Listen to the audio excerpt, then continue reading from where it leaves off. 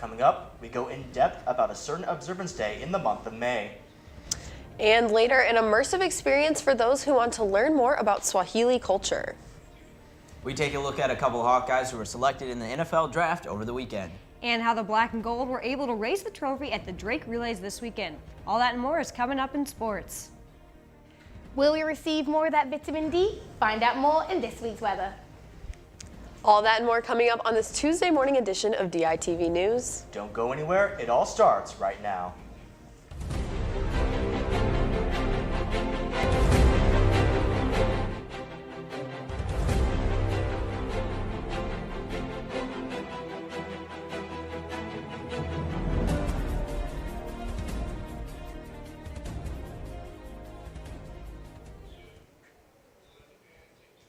Good morning and thank you for tuning in.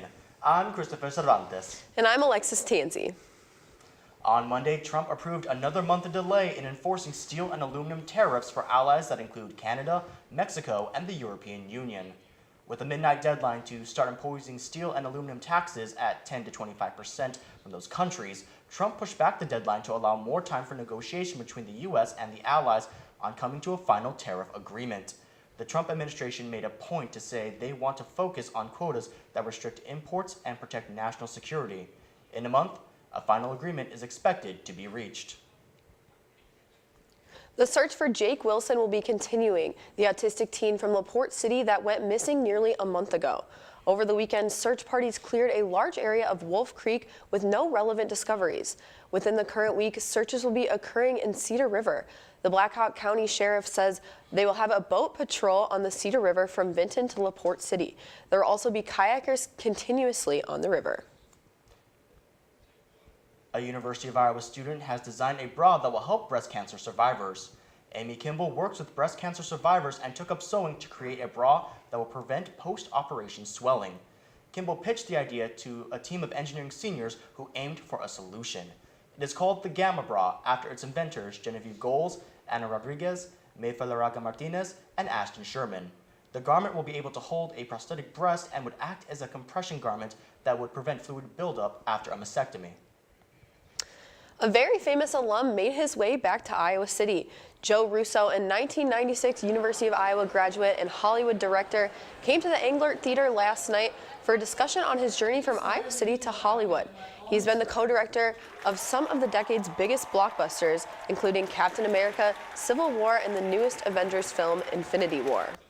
You know, we worked really hard to deconstruct him over the course of two films, Winter Soldier and then Civil War. And the journey we took him on was from patriot to insurgent by the end of Civil War, and we thought that that was probably the most interesting arc that we could explore with the character, is pit him against his own country at the end of the second film. A new campus report says students who identify as LGBTQ face higher rates of sexual misconduct and violence.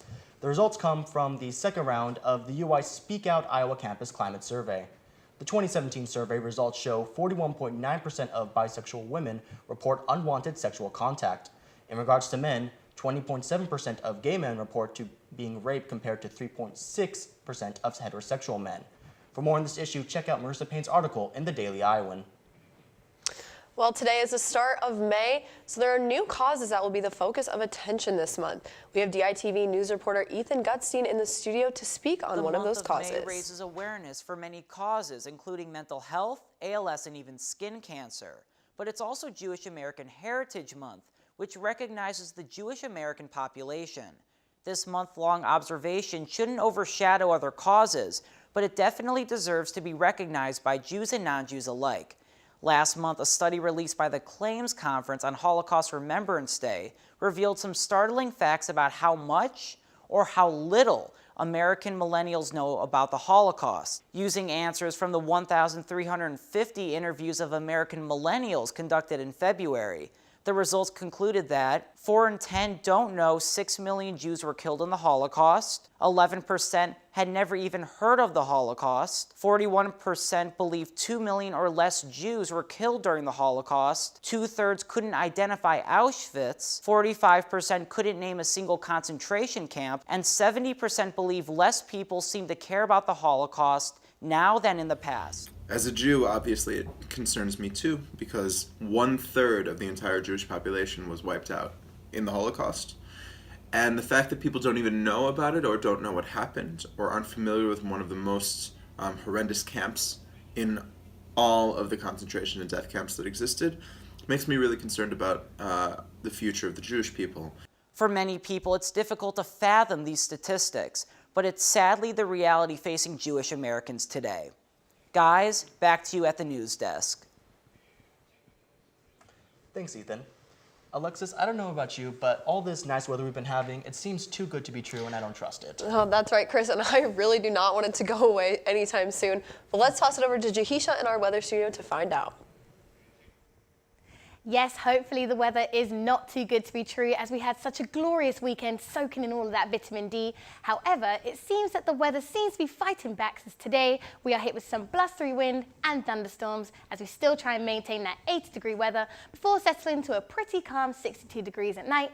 Then looking at our extended forecast, it looks like we are hit with some backlash for the next couple of days, as those thunderstorms aren't taking no for an answer. As we start off Wednesday with that beautiful high 70 degrees weather, but revert back to those stormy clouds as we head out the evening with those low 50s. Thursday repeats the same layout as Wednesday, as we start off once again with that illustrious high 70 degrees before associating again with those scattered storms, as it leaves us with a cooler evening of the low 50s. However, Friday kicks off the weekend early, as that sun is back with a passion, as we see that wonderful bright sun once again greet our day as we embody that mid 70 degree weather before cooling off with that 50-degree breeze as we head out into the evening. Then as we line up the weekend, it's a pretty comfortable one, as Saturday we equate with that warm air as a pretty lovely 70-degree weather, and then closing out the weekend with that good looking sun reaching those high 70s before leaving us on a lukewarm 48 degrees. So it may be a rocky start having to combat those thunderstorms so early on in the week, but just like those finals, we tackle any storm that heads Iowa's way. Good luck to everybody with those exams, and have a great rest of the week. Back to you at the desk. Thanks, Jahisha. 2 students on campus are advocating for a group that is often overlooked. Rachel Ryan and Sophie Dawson, 2 UI freshmen, are working to create more gluten-free food options on campus. The 2 share a bond over celiac disease, an autoimmune disease, where eating gluten causes damage to the small intestine. Gluten-free options are limited on campus, and the 2 students are looking to change that. For more on the story, check out the front page of today's Daily Iowan, where reporter Brooklyn Drazy has more. The food delivery service Chomp has teamed up with the Iowa City Public Library to deliver books to residents that have books on hold at public library to their doorstep for a small fee. The Iowa City Community Coordinator Kira Logston says the library realizes there isn't much parking, so they wanted to create a convenient way for people to use the library. They asked Chomp if they could deliver materials. The delivery service is set to start today. We all may not have the funds to travel across the world, so University of Iowa students are taking Swahili courses and putting on a showcase derived from the things they had learned throughout the semester. DITV News reporter Darlia Adams went to the event to see what was going on. Performances, food, and even sing-alongs. The University of Iowa Swahili Department brought their classes together to put on a captivating cultural showcase. This event is about celebrating our students who have courage to take Swahili when other people really don't know what Swahili is all about. Students served, suited up, and showed out. While some classes performed speaking Swahili, other classes took a chance and made some traditional African foods, like jollof rice, sambusa patties, and fried plantain. To be a great teacher is to really get to understand each and every student of yours, their weaknesses and strengths, and then lift them up. Oye, oye, oye, I enjoyed how social it was, how we got to socialize. I got to see some of my classmates from last semester, and the food was really good. I had a lot of fun. From the colorful performances to the beautiful language of Swahili spoken, I sure did get a taste of the culture. Reporting from downtown Iowa City, this is Darlia Adams, DITV News. Chris, this warm spring weather we've been having is really getting me excited for football season. Me too, Alexis. I can't wait. However, it looks like some members of the Hawkeye football team are going to have a change of venue. Let's toss over to Bo Bowman and Lucifer Dean in the sports studio. That's right, Chris. A couple Hawkeyes had their dreams come true this past weekend. Yeah, as did hundreds of other college football players when they heard their name called at the NFL draft in Dallas. Former Iowa center, James Daniels was selected in the second round by the Chicago Bears. And when he got the call, it was certainly an emotional moment. Here's a look at that moment from Daniels' end of the call. Hello? Yeah, this is James. I'm gonna be great when I go to the NFL. I'll get 3 rings, no, 4 rings. I'll do more for my community than anyone has ever done. Yeah, I'm here. I'll be the best humanitarian in the league. I'll do better than great. I'll do good. On and off the field. Yeah, I'm ready. I want to be man of the year. Thank you. Yeah, I'm ready. Is proud to sponsor the Walter Payton NFL Man of Yeah. the Year Award. I hear they only use high quality ingredients here. Mom, the lettuce, honey. He's really excited to see you. Yeah, I can hear you. I'm good. How you doing? Sandwiches can't resist the great taste of Heinz. Thank you. Introducing deliciously creamy Heinz. Yeah, I'm grilled fired up. mayonnaise. Yeah. What just a heartwarming moment from James. I actually had the chance to sit down with him a couple weeks ago, and I'll definitely miss him in the black and gold, but Chicago got a good one. Yeah, definitely a kid that's in it for the right reasons. I liked his tie, too. I think I need to get me one of those. Very nice. Well, after Daniels, defensive back Josh Jackson was selected by the Green Bay Packers, and linebacker Josie Jewell was drafted by the Denver Broncos. After the draft was over, running back Akram Wadley was signed by the Tennessee Titans, and Sean Welsh was signed by the Washington Redskins. Now, the Hawkeyes weren't the only ones with emotional weekends. That's right. The most inspiring performance from this past weekend's Drake Relays wasn't from a college student, but rather an American hero. With more is Will Silverstein. Gold medal winning Paralympian David Brown returned to the Drake Relays and dominated the 100 and 200 meter dashes alongside guide Jerome Avery. Avery, a 3-time Olympic qualifier in his own right, and Brown formed a unique partnership through hard work, dedication, and most importantly, a need for speed. I started running fast. I mean, a simple way to put it, I started outrunning another guy that I was running with, and then we had to bring out the big guns. Jerome saw me out there in the middle of the track. I was running by myself with my coach clapping. I was doing a workout, just short accelerations, and Jerome was like, hey, you need me to step in? And my coach was like, you know what, yeah, let's actually put you guys in the blocks a little bit. Brown, who is blind, pushes Avery to the limits, and Avery pushes right back in order to maintain a steady partnership and not let one side dominate the race. I'm a power sprinter, so to keep all this power that I'm putting out, in tight to him, and not only, keep it in tight, but at the same time, talk, yell the whole way around, it's very hard. David Brown, he works hard. On the track, I see how much he wants to get better, and I know with my abilities as guiding, I can be right there to help aid him on to the victory.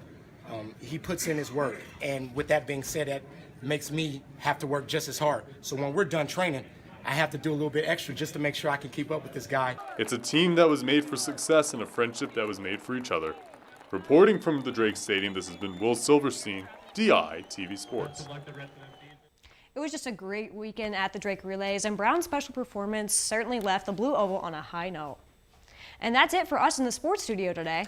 Come on back tomorrow for a special segment on the 2018 Big Ten Tennis Champions. Guys at the desk, back to you.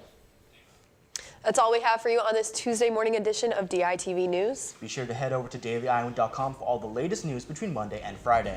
And if that isn't enough of the Daily Iowan for you, be sure to check out our print edition of the news on stands now. For DITV News, I'm Christopher Cervantes. And I'm Alexis Tanzi. Have a stellar day, Iowa City, and enjoy the warm weather.